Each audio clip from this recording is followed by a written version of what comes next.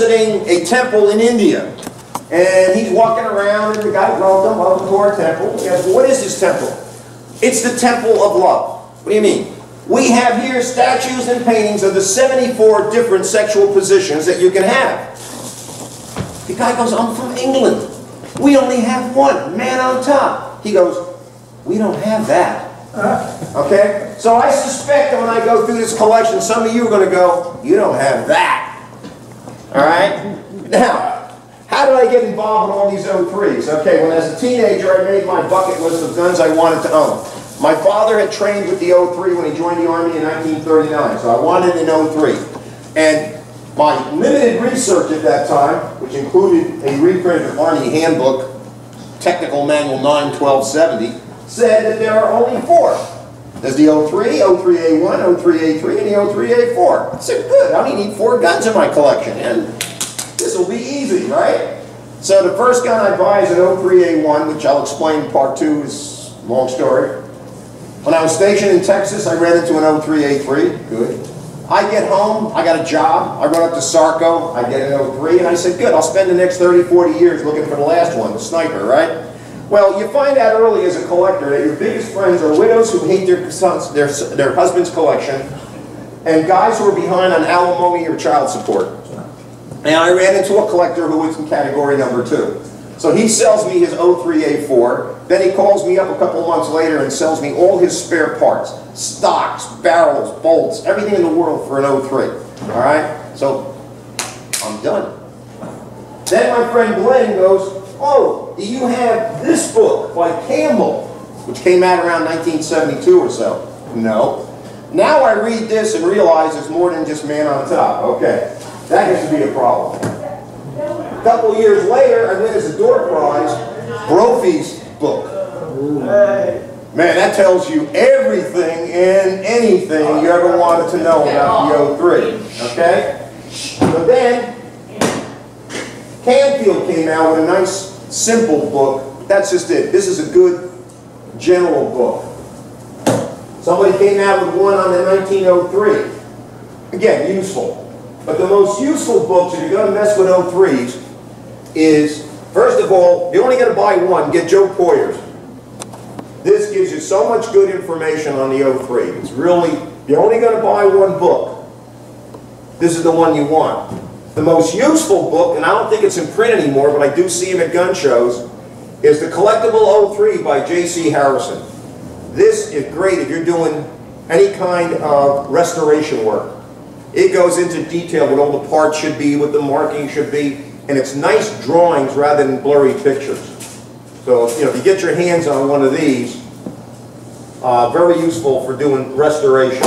Now, what are the problems with collecting 03s? Well, first of all, unlike the post office, they don't go around selling you mint sets just for your convenience. They bought them to use.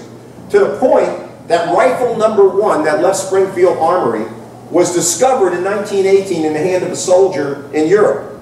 And an officer was like, wait a minute, this is number 1. And he confiscated it or whatever it is and shipped it to Springfield Armory and says, I think this belongs in your museum. Okay? But the gun in the meantime had gotten a lot of use. And that's one of the problems with the early guns. You know, when I go to part 2 in the spring, that's where you can find a lot of arsenal fresh guns. But the early ones, first problem, okay, this one right here, serial number is 1769, okay? So the receiver was probably made in the 2nd month of production. But within a year or 2, they decided to modify these guns to get rid of the rod bayonet. So that became the modification of 1905, which is what this has. Then a year later, they decided the ammunition, the 30-03 was not good. They needed a Spitzer bullet. They went to 30-06. So that was the second change. This particular gun has a 1919 barrel, so this gun went to a 3rd change. And if it survived long enough in the government supply system for World War II, it would have been reworked a 4th time. Now, what's nice about this one was, as it was reworked, they changed the stock, and they replaced the stock with one made between 1914 and 1916. So now it's going to give me a hard time. Come on. Nope, no oiler. The spare parts kit. Okay? Now, if you run into one of these spare parts kits, they won't fit in most rifles. Only for a couple of years did they cut a little notch for the cocking piece to be able to slide in. So if you do find one of these, now this one here looks original, and it might be. But I do know that our former club president, Bob McKinnon, he got his hands on one of these, and being a wood shop teacher, he mass-produced them in pine and then stained them in walnut. And he sold them to collectors. You got an extractor, a striker, and a cocking piece. And theoretically, it was going to be for every other soldier would have one of these in their rifle. And then they found out those parts didn't break. So they went back to just the plain old oiler. But if you do find one of these, just for like 2 years, where some of the stock's cut, where you can put the cleaning kit in there. Now, the second one is a nice novelty for me and a nice history. This one here was also made in 1904. Went through the first rework where they got rid of the rod bayonet, and you can tell when you take it apart where the wood was, where they had to fill the slots. So this is an original stock. And then it was converted to 30-06, and the barrel was dated 05. There is no clearance in the handguard. How this gun stayed this way is amazing. Basically, it went through basically this gun is the way it was in 1906.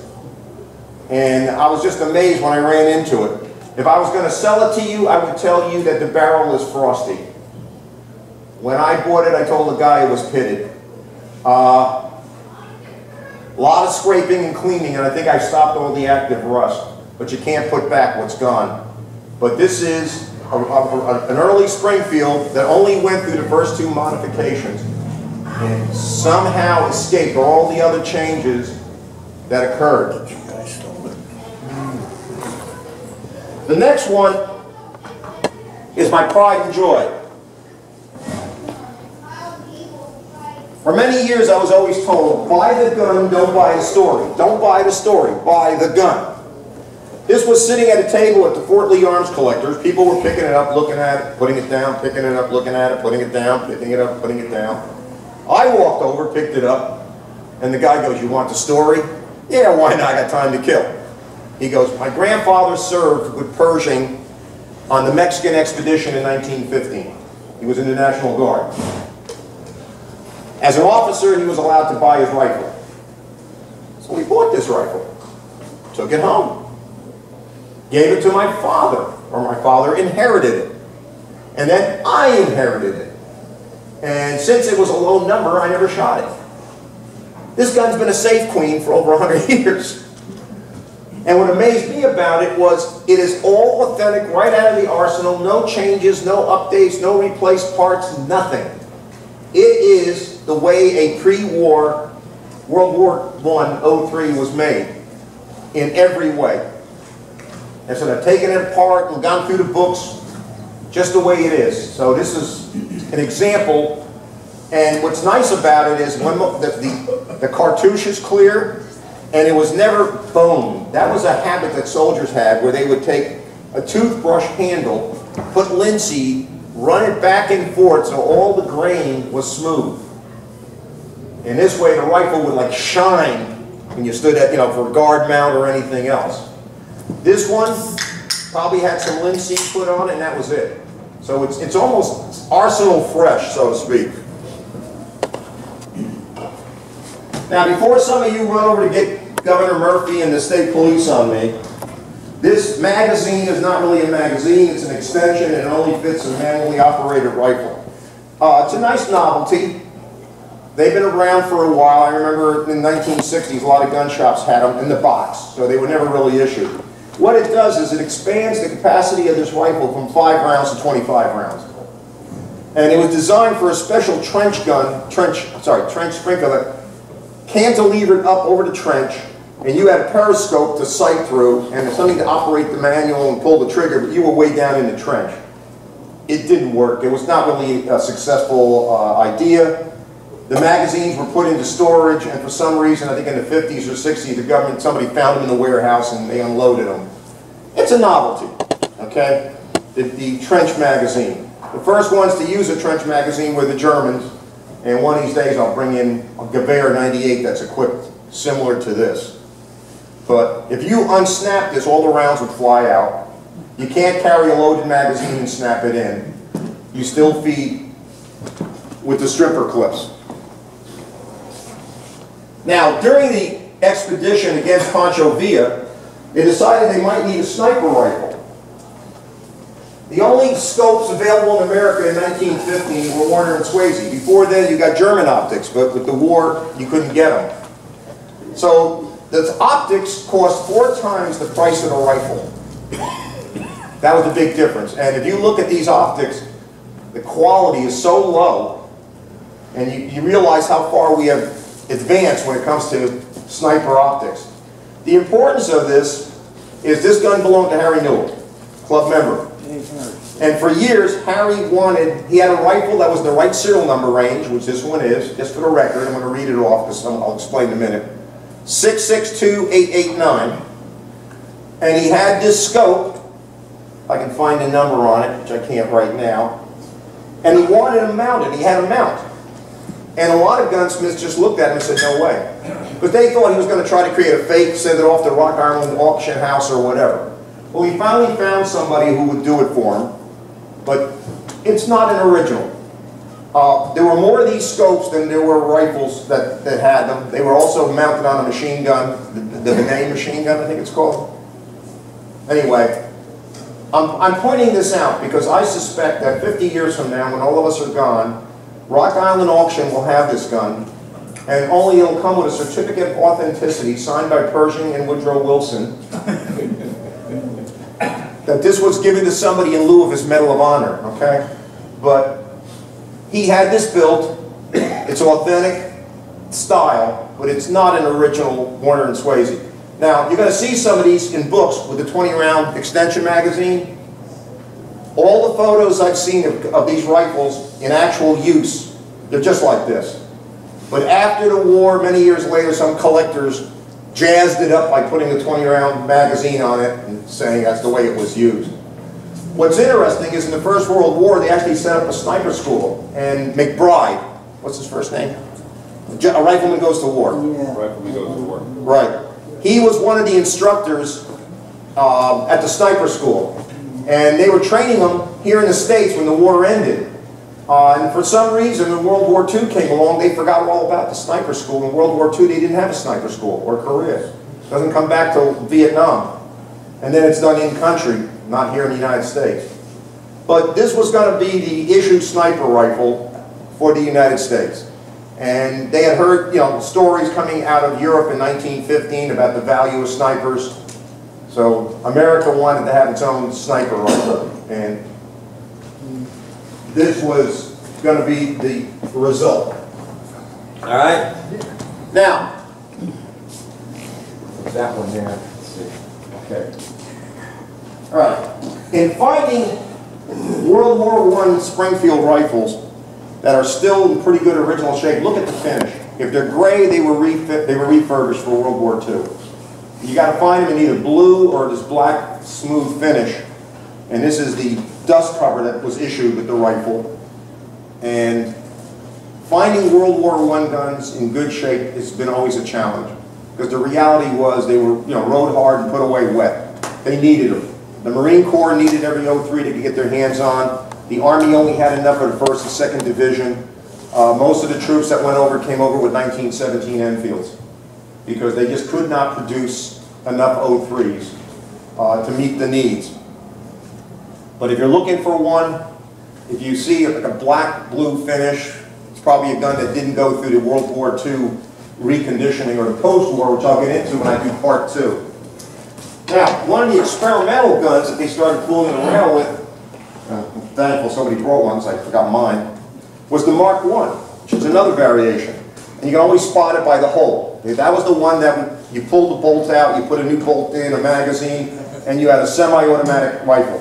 It was going to be your assault rifle. You would use to take the bolt out, assemble this thing into the rifle, and you could advance. They started making these in 1918, and they made them as late as 1919.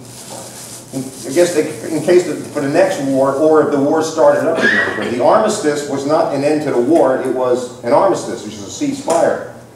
And they put these away. It was America's secret weapon. And then after World War II, they were going through captured German armories and stuff, and they found an entire Pederson device that had been there since 1920. So they had gotten their hands on one anyway. When they issued these out to the American troops in the 1930s, because it's still a good rifle, just take away the other parts, a lot of soldiers got worried when they saw this hole on the side. So it had to be explained to them that that doesn't do anything. It was for, you know, an experimental weapon. And a lot of these were also reconditioned for World War II. I've seen them with barrels in 1942 barrels, 1943 barrels.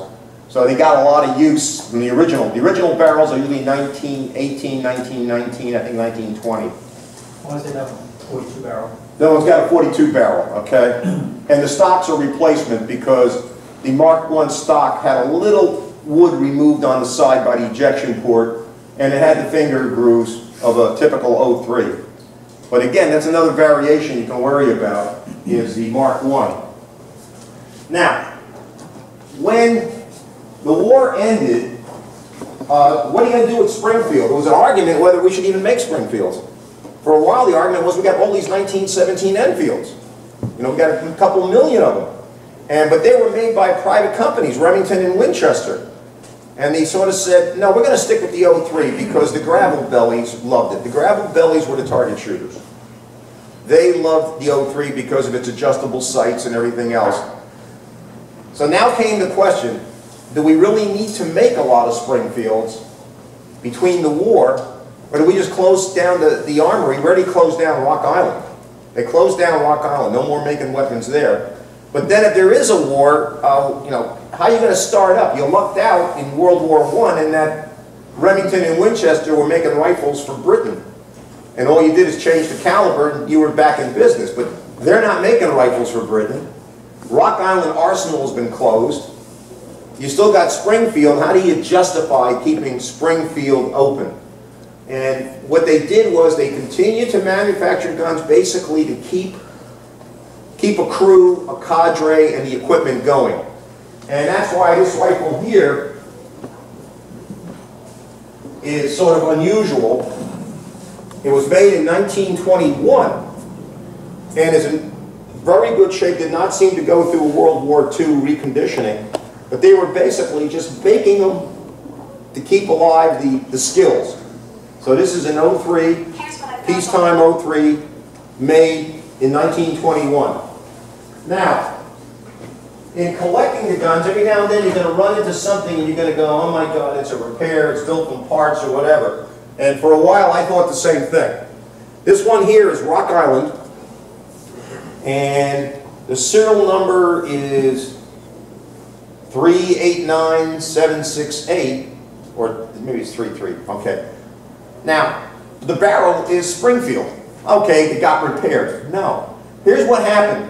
When the war ended, World War I, Rock Island had made a lot more receivers than they made guns. And they had switched to nickel steel. All right? They had switched to nickel steel. Springfield continued with the double heat treatment. All right? Around 1925-26, Springfield decides they will go to nickel steel because they got boxes and boxes of Rock Island receivers and Rock Island billets.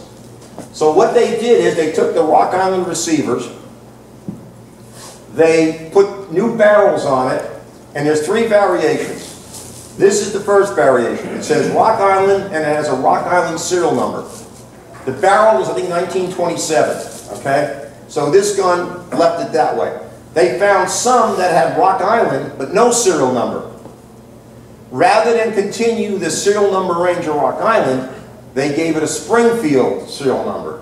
So if you got a Rock Island and it has 1,200,000 on it, and you're going, oh, all the books said they stopped at about 340,000. No. Then they found a whole bunch of unfinished billets. Those they machined, put Springfield Armory on it, gave it a Springfield serial number. Now, this one is neat because it has a Hatcher hole on the side.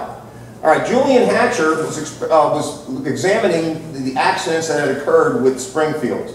And a lot of them were the ones that were made, we call the low numbers. Because they found out that during the war, the guys who worked there used to use their eyeballs, their calibrated eyeballs, to determine whether the receiver had been heated enough. And they found out that some of them were not, their eyeballs were not calibrated. So eventually they put in machinery and thermostats and things like that would tell them, yeah, now it's good. And those are the low number Springfields. Hatcher also felt that if you drilled a hole on the side, if there was a failure, that would relieve the gas better than the little hole on the right side. Now, if you own an 03 and it's got the hole on the right side, which most of them do, make sure your extractor has a little hole in it at the top. Otherwise, you're defeating the purpose. Now, why would extractors not have the hole? Because the later guns for World War II, they didn't put the little hole in it because they all had Hatcher holes. All your 03A3s have a Hatcher hole on the left-hand side. And some of your Remingtons do, and some don't. But if you got the hole on the right side, check your extractor. Make sure it's got the little hole in it. Otherwise, you're helping defeat the safety mechanism that's there. All right? Whoops.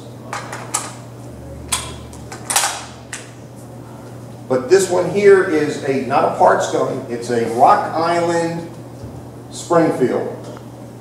And that's another thing. The Army insisted on calling the gun the 03 Springfield, even if it was made in Rock Island. Their attitude was it was developed at Springfield Armory.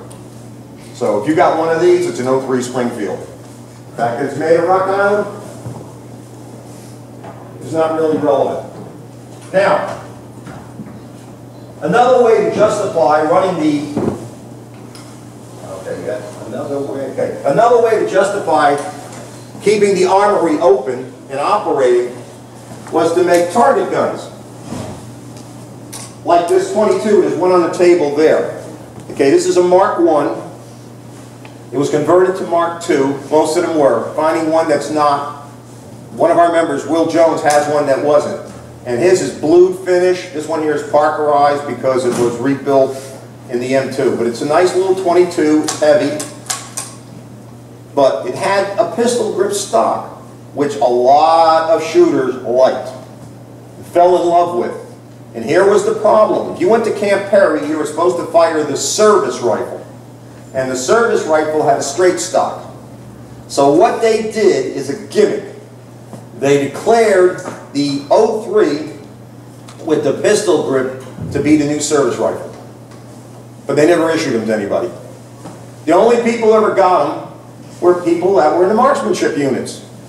All right? Because now you could use the pistol grip because it was the official rifle was the 1903 A1 model.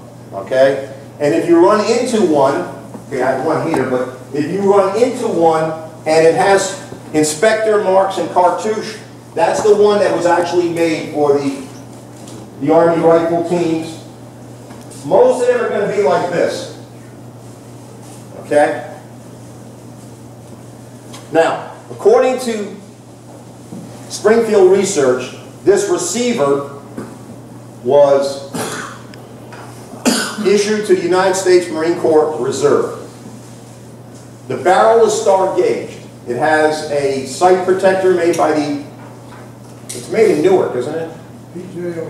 P.J. O'Hare, Newark, New Jersey sight protector. It's got the special national match front sight covers. The stock has the stock number for national match. I think the handguard, the follower, and it's got a nickel steel bolt. Now, it also has a Hatcher hole. This gun was originally made without one. This was a double heat treat. Now, from what I've been told, a lot of the shooters preferred double heat treat to nickel steel because nickel steel was sticky, they complained. When you worked the bolt, it just, nickel steel against nickel steel just didn't have the smoothness of case hardening, so the early guns. And it's got the checkered butt plate, but you could buy all these parts and put it together. Now, the Marine Corps could have put this one together. Now, when I get to part 2, the Marine Corps, when 1941 took their match rifles and put universal scopes on them, they became their sniper rifle. But they started with national match rifles. Now, it's a star gauge barrel. What people don't realize, okay, you got a certificate that said your barrel had been star gauged. Very few rifle barrels failed the star gauge. The quality of making barrels by 1930s was so high that basically, if your rifle has a barrel from the 1930s, whether it's star gauged or not, it's going to be of the highest quality. The star gauge just confirms it's of the highest quality. But again, if you were a target shooter, you wanted the pistol grip. If you were a soldier, you never saw these. You got the straight stock. And like I said, it was just a gimmick to allow people to compete with the pistol grip. Now, the next Springfield is a pretty rare one. It's the NRA Sporter. Now here's what happened. Remington, well, they needed customers for their guns. They needed something to justify making guns during the 1920s and 30s. So they made this particular rifle. All right? It's called the NRA Sporter. Now, it's got a nice metal butt plate like it does from the 22 model. It's got a nice finish, blue, not Parkerized, even though they were Parkerizing the military gun. This gun is blue. It has a national match follower. It's got a nickel steel bolt that's polished. It's got nice Lyman sights on it. It's beautiful. So what happened? Remington and Winchester went to Congress and complained. They go, we don't make military guns. Why is the military making hunting rifles and sporting rifles? So they were told to stop. So what did they do with the ones they got? They started giving them away as shooting prizes. So you'll sometimes get these and there'll be a plaque in there, you know, came in first place, someplace, you know, naval rifle match. The other agency that got to use these was the FBI. The FBI got 94 of these, which they sent out to their field offices. And I can't find it right now, but there's a picture. It's called FBI Weapons. It was a display at the FBI building. And up on top is one of these. Below it is the Colt Monitor, which is a BAR with a pistol grip. Below that is a Thompson submachine gun. Then they got a Lake Erie 37mm gas gun. Then they got a Smith & Wesson Magnum, a 1911, and a Colt Official Police. And then a Remington 11 riot gun. And those were the FBI weapons during the 1930s. Now, did this gun ever get any combat use? Yes, by the FBI. Ma Barker and her brood were huddled up in a house. One of her sons pointed the Thompson submachine gun, started spraying the FBI. One of the FBI agents fired back at one of these rifles, and the autopsy showed that's what killed him. So that's the combat use of the NRA Sporter with the FBI. Looks like air service. Yeah, it looks like the air service gun. That man on top, I don't have that one. But this is an idea of some of the things you can find if you want to go really heavy into 03s, to the point that that's why I had to break this down to 2 parts.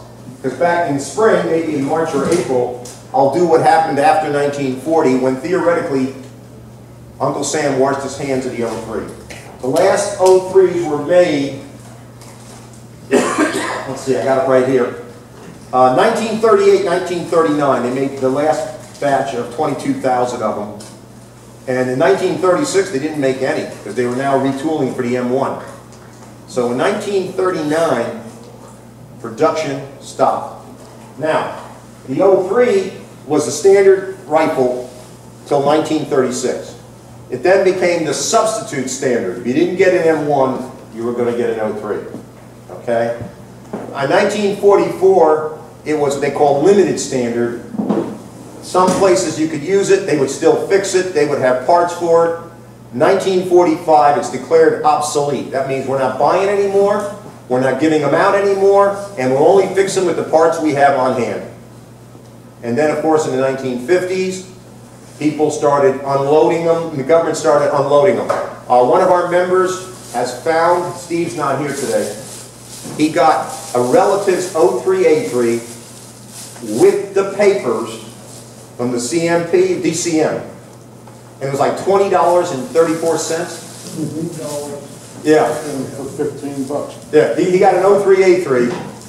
And I remember going to gun shows in Texas in the 60s, and a lot of guys still had the papers, the box that came in from Railway Express, and some of them even had Cosmoline still in them.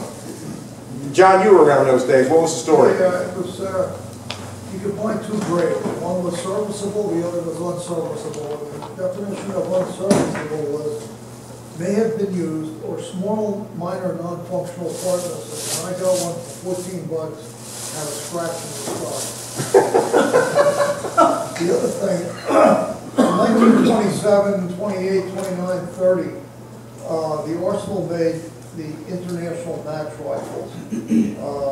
If you come to Allentown this weekend, you'll see one on the table, on my table, for a lot of money. It was made in 1927. It's in Brophy's book in their group there. They made about 15 with a Harry Polk barrel, HM Polk barrel. This one has a Polk barrel on it. It's supposed to shoot in a 3-inch group at 300 yards. And they came with the Lyman 48-year sight, but they also came with Winchester 5A telescopic sights on it. Yeah. They made probably 100 or maybe 200 tops, but they made about 15 with a Polk barrel, and there's one for sale. If anybody has a lot of money they'd like to part with this weekend, I'd be happy to take it to the Lucas family. And I'm going to tell you right now, the A5, the Marines used Springfield with A5 scopes in World War I. The Army used the Warner and Swazy, which is crap. World War II we'll get into. My first gun that I'm going to show you in April is going to be a 1941 Marine Corps sniper with the Unertl scope. We'll get into sniper rifles. That was the longest use, as late as 1970, because I was stationed, I was assistant company armor, 50th MP Company, and we received our issue of manuals. And I went and I go through it, and there's the one on the 1903A4. Issued in 1969, the technical manual on the 1903A4. And, you know, I got to keep it because, you know, we had M16s, M60s, we didn't have any bolt-action rifles. So the guy let me keep it, it's home somewhere in the attic, you know. But that late, they still had the A4s. And I believe it was, what, the 1980s or 90s when you could buy one at auction from CMP or DCM? Yeah, I missed out on I know a bunch of guys in the club. I bought one in 2005 from CMP. Okay. Still in Cosmoline. Still in Cosmoline. So the service life of the 03 was rather extensive when you consider that as late as the 1970s, they were still issuing technical manuals on it. And, you know, they were using, I don't know where they were using them, because they were in 30-06, and we were already in 7.62 NATO for a good, you know, 10, 15 years, as well as 5.56. You're free to come up here and examine anything, ask me anything. Yes? What was the difference between a 2-groove and a 4-groove? Oh, 2-groove and 4-groove. Even though it's in April, I'll do it now. The government wanted them sped up, the process. All right? First of all, Smith Corona goes, we're buying barrels from High Standard. And High Standard has cutters for 6 grooves. Can we get an exemption and get 6-groove barrels? They said, go right ahead. Because Remington said, you know, we can cut 4-groove barrels, but we can cut 2-groove barrels. And they tested it, and they said, for practical purposes, the 2-groove barrel was good enough at 300 yards and below. So they said, okay, if it speeds up production, 2-groove barrels. Okay? Strictly Remington. Remington, I don't think anybody else did it. No, Remington was the only one. Smith Corona was 6-groove, and then they went to 4-groove. They never made a 2-groove barrel. And, you know, Remington made the 2-groove, but again, the argument was it's good enough for, you know, because again, by 1940, 1942, the Marine Corps was using O3s in Guadalcanal. And General Marshall, as Chief of Staff, said, I want all my frontline infantry to have M1s. Whether they're Marines or Army, M1s. You know, whatever we got to do to jack up production. That's going to be the goal. Every frontline infantryman that has a rifle will have an M1. The only exception was the Grenadier, because rifle launching from an M1 ruined the gun until they found a way around it, which with a grenade launcher and a different gas cloth. So you had to have an O3 in your squad for grenade launching. And if any of you have a grenade launcher for an O3, I'd really appreciate it. I don't know where they went, because theoretically they made thousands and thousands of them, and you can't find them. I've seen one in all my years, and it wasn't for sale. A buddy of mine had it. Blue finish, marked 1903, clamps on, and yet I see pictures of soldiers with them and displays showing the O3 with a grenade launcher. And for sniping was the other purpose. Any other questions I'll try to answer? Yes? As far as price is concerned, when I was a cadet in 1964, J.J. Newberry in East Brunswick was selling the O3 for $9.98. Wow. I can remember as a kid going through the Sears catalog when I was still under 18, so it didn't make much difference. And high number Springfields were $39.95 and low number were $29.95. And they threw in 60 rounds of ammunition and a oiler for the buttstock. That was, you know, you got it that way. Theoretically, when the gun was issued, you were supposed to get an oiler, front sight cover, and a sling, and a bayonet. That was like the issue package. And I remember, again, the Sears catalogs. I was trying to convince my uncle or somebody to buy it for me, you know, mail it to their house. You know, my mother would have killed me, but, you know. Yes? Early in the war, did Remington make some Springfield O3? Yes, and a version that's not really recognized, but I'll explain it to you in April, the O3 modified. They made the O3 and the O3 modified. If the war was over, you could buy one for $50. Yeah, they were. From the DCM. Yeah, and unfortunately, as a young collector, I got screwed numerous times. My first one, I thought I was so happy I got an O3A1, was built from parts. The stock was from a sniper rifle. The trigger guard was from an O3A3. The bolt was from an A3. I mean, and then when I got out of the Army, I wanted a Springfield straight one so bad I went up to Sarco. And they admitted it. They were building them in the back. They had receivers, barrels. They were just... And they gave me one. It had a stamped trigger housing, and I'm looking at it. The guy goes, will you buy it if I give you a milled one? I go, yeah. He takes out the screwdriver, takes off the stamped one, goes in the back, gets a milled one, screws it in. Here. You know? Yeah. On the low numbers, Yeah. the accidents they had were probably only about 2 accidents, and the ammo was probably the cause of... Yes. When Hatcher and the others did their research, and there's a really good website as a doctor, I wonder if I can find it again. Yeah. Some observations on the failure of U.S. model 1903 rifles by Joseph L. Lyon, M.D. This is fantastic. He goes into the analysis of everything else. Most of the problem was ammunition. Some of the problem was operator error, like sticking 8mm Mauser rounds into the gun. Yeah, that'll do it. 7.92 down to 7.62 barrel. You bet. You're going to have problems. We once had that almost happen on the range. Andy Giussani, if he was still here, would remember it well. Because he was trying to, something's not right, something's not right. He was trying to load his gun. And I'm going, oh, that's 8mm Mauser ammo. He had his Ox 6 and his 8mm next to each other in the bag. And he grabbed a stripper clip of 8mm Mauser and was trying to feed it into a 17 Enfield.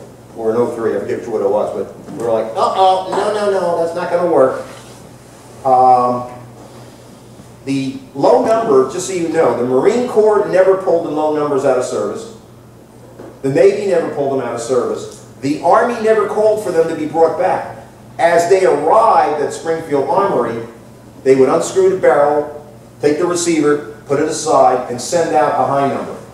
And they kept the receivers for war reserve. And in 1942-43, they rebuilt a whole bunch of rifles. And one of the ways they improved the safety of a low number, they gave it a Hatcher hole. they gave it a nickel steel or a double heat-treated bolt. And they felt that that increased the safety, which it does. Now, would I fire a low number? I had no need to. I got enough high numbers. Okay. Why tease the alligator? Okay. But from a point of view, they're not that bad. And I remember the first time I fired a low number was John Roundtree's, because he was loading them with cast bullets and low power, and it worked fine. Stan, in the 1960s, DCM, you could trade in to the government a low number receiver, and for $7.30, you got a high number receiver, brand new. You know, 1.5 million serial numbers. Right. I mean, that one I traded in. I built a nice new Springfield. Yeah, as I go through these books, you'll get people who tell you, if you have a low number, snap off the striker, put a note in the buttstock that this gun is never to be fired, and those other stuff. And other guys, like this guy here that did the study, you know, he's telling you, you know, the odds are infinitesimal. You know, if you're afraid to fire your 03 Springfield, don't get on a bus or go on a plane, you know. You know, the odds are going to be just as bad. But it's a good article by this doctor, and he basically analyzes it from, you know, from a statistical point of view. I hate to say it, I think it was the injuries, most people survive. I wish I still had it, but it's not mine. When I was working with the Boy Scouts, and I want to give credit, Art Burtis of Heritage lent me a blown up 03A3 that he had gotten as part of a deal. And the whole top of the receiver was gone, and the bolt was bent, and the follower was bent, and you know, the stock was shattered. And he got it from a family when he bought a collection. He said he was told that the previous owner went to the range with his own hand loads, shoved one in, pulled the trigger, the gun disintegrated, he picked up all the pieces, put them in a bag, and left. And he gave it to me for many years to use with the Boy Scouts. And one day he goes, I'm opening up this new store in Pennsylvania. I could really, I said, yeah, you lent it to me. So I picked up all the pieces. Does he still have it there at the store? Yeah, it's still it's in the training room. We use it for classes. Now that was an 03A3, and the way it blew up is the pieces went straight up. You can see the top of the receiver, you know, where the barrel screws in, went up, not back toward anybody. Okay? So it's a good design. It's a good design, the 03. If you have a low number, in theory, it will shatter. If you have a high number, it will bend. That's the theory anyway. Now, how can you test a low number to find out if it is a low number? I should be home by 10 o'clock. You have to test the destruction. And I have one gun that's a question mark.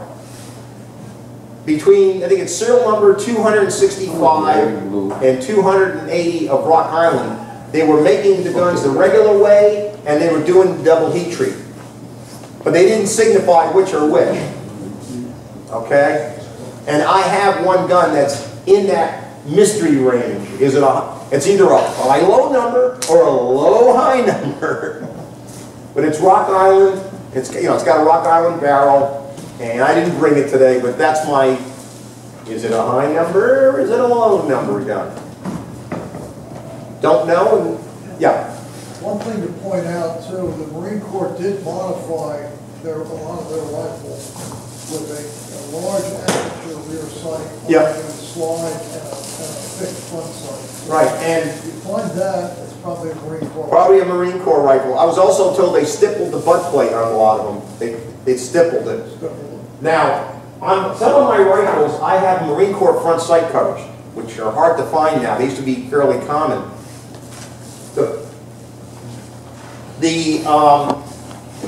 This is not designed to be kept on while you shoot. It's designed to protect the sight. You're supposed to take it off. It's a pain in the ass. If you get a Marine Corps one, it's larger, and you leave it on. Leave it. Shoot with it on. Now, I have shot these with this on.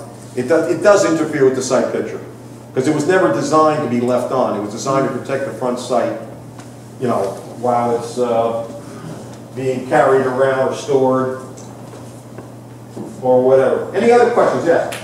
O'Hare made a lot of those. O'Hare, yes. Have we got the O'Hare micrometer? No, I don't. We found two of them When Harry Newell passed away, member of this club, we found 2 of the hair fine adjustment sites. I think Glenn Kay bought them both. Yeah, he did. Yeah.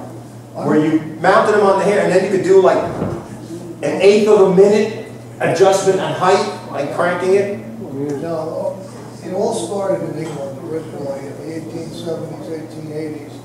England started making what they referred to as ventometers for the Martini Henry, where you had a very fine adjustment. You could also adjust windage on the Martini Henry, which has no windage adjustment. Yeah.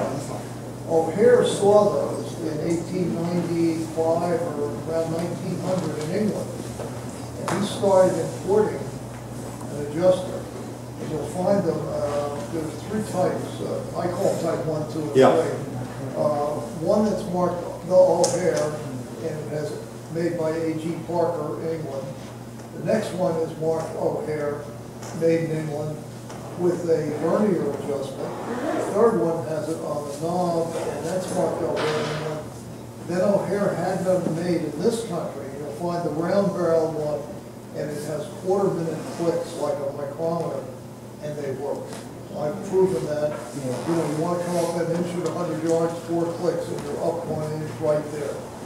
And they were $5. O'Hare sold them, and up until 1965 or 68, in the Roseland store, you had a whole cigar box called $5 a piece. Now they're worth about $100. Yeah. But they're very accurate. They work very well, and I'm working on a paper on ventometers. So It was one of the things that kept the 03 going was the gravel bellies, as they said. The target shooter said, you can't do all this with a 17 Enfield. And they kept like, Will, you mentioned. Yeah, 3 things. I have one of O'Hare's micrometer sight adjusters for a Craig. Wow. I have seen a fellow shooting a low-numbered Springfield that had been rebarreled into a target rifle. He shot it at the High Power League at Cherry Ridge for quite a few years. His name was Walter Klein, and I know Alan Johnson remembers Walter Klein. And when he stopped shooting, he wanted to sell that rifle to me, but at the time I was using a match Garand and didn't buy it for the dummy. And at any rate, he was shooting very well with it, shooting very good scores with it. And the 2-groove barrel was just as accurate as the 4-groove or the 6-groove, and P.O. Ackley confirmed that. And if you shoot cast lead bullets, the 2-groove barrel is preferred over the 4 or 6-groove. So I have 2 03A4s, which I'll bring in April. One has an M84 scope on it, and it has a Smith Corona barrel. It's a Remington, but it's got a Smith Corona barrel and an M84 scope. So it was, you know, upgraded after the war or something, and probably, you know, one of the kind of guns they kept. But the 03A4s, I was so mad at myself because I didn't, the auctions, I didn't luck out, and I know. I think my friend Glenn ended up with 3 rifles because he had a couple friends who weren't interested in guns. He said, "Look, I want you to put your name in, and then what time, I'll give you the money." That's what I did. Yeah. It was only $5 to join then? yeah. So I paid the $5 for them, sent their application in, and when they got the gun, I got it. Anybody else with any other questions? Yeah. They say the shrink grip and the scan grip. Yeah. What's the difference there? Okay, I don't have a stand grip here, that'll be in April. The stand grip was an idea where they tried to salvage, they were told that the official gun is the 03A1, but the stock blanks were not made for it. They try to find a way to get as much out of it as they can, and I'll go into that in April. That's in between. I don't have any yet. The stand grip I hate. It's not original to any gun except some early sniper rifles. And I always disliked it, the stamp grip. It's usually an indicator the gun's been rebuilt. If you see a stamp grip on the gun, it's... The second part is, how much was the government paying for these? I forget what the government was paying for. I really do. Yeah, I know, all I know is when the CMP was around, I'm sorry, the DCM could not sell you a gun for more than what the government paid for it. The CMP can charge you market prices because they're self-sustaining. They have to pay for the matches, everything else. That's why they can sell you an M1 for $600, when in the old days they had to sell it to you for like $75. The bill, yeah. Whatever the government paid plus depreciation. I mean, I got my M1 carbine for, I think it was $18.50. You paid a lot.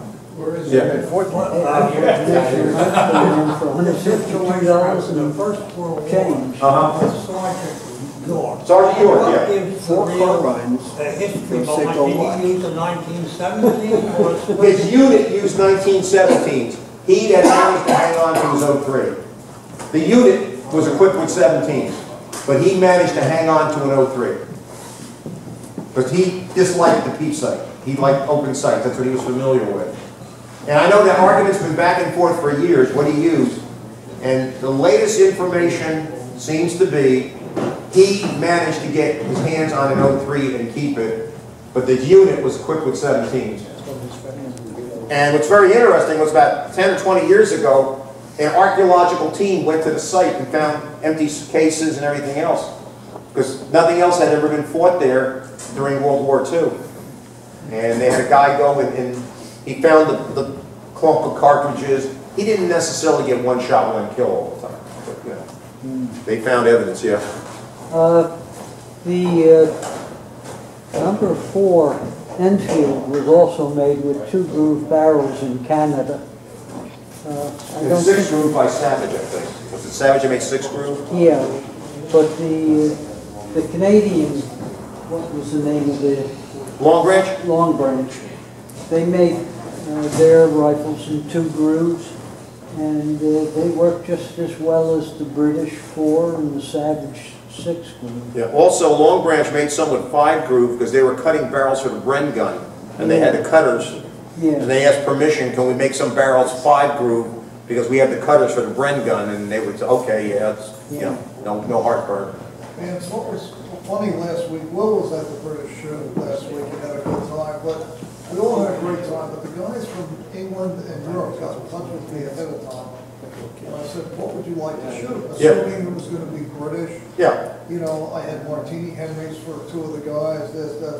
They all wanted to shoot an M1 rifle. So I took an M1 out with a bunch of clips, and one after the other, everybody from Europe got to shoot it. Because I guess they can't shoot a semi-automatic rifle in Europe. Might not, depends what part of Europe. I'm in contact with a collector in Poland, and he says they're getting, you know, semi-auto AKs, M1s. The whole collector market there was underground for years and years, needless to say. And then the government sort of said, okay, you can come out in the open, and all of a sudden they found out there was tons of stuff hidden away in barns, attics, you know. Yes? I'm on my 5th trip to Lithuania. It was still under communism. Uh-huh. And some friends took me to see a welder. Uh-huh. He used to be an Olympic swimmer for the Russian swimming team. Mm-hmm. And Lithuania was part of the Soviet Union. And he was allowed, he lived in the suburb, to have, I'll say, a small barn in his yard with a lap pool in it. Mm-hmm. Went out, met him, and we got to talking about being in the military. And he says to me, "You want to shoot?" You know, right out on the street, you know, the militia is driving up and down once in a while, you know, in this little town. And I said, yeah, I said, so he tells my cousin, don't let him see where I'm going. Mm-hmm. He goes back to the main house. Yeah. He comes back out, opens the rack, he's got a Nagant revolver. Mm-hmm. Okay. So we shoot the Nagant revolver in the thing. And he said, oh, you shoot pretty good. Goes back in the house, comes back, got this huge piece of cloth, looks like it was dipped in a vat of machine oil or something. And he undoes it. MG42. And he says, here, it's yours. And I tried to explain to him, thank you, but I can't take it. What do you mean you can't take it? I said, I can't bring it back. You could do what you want, you're American. And I tried to explain to him, I don't have any documentation for this, no papers, you know, that I brought with me to get it. You know, and I thought, I can't go. What do you mean? That's crazy. You can do whatever you want, you're American. Needless to say, it got wrapped up. Yeah. But like you say, about the underground there, I was in a machine shop, not a machine shop, in a guy's cellar in a house, and he was making the Gant revolvers. The guy that, They weren't as well done as the lousy Nagant was making, but he was making all the parts on his machinery down there to be given out to the underground. when they went legal in Poland, the guy told me, he said, they have gun shows, they have 45 tables. To them, that's a big gun show. Yeah.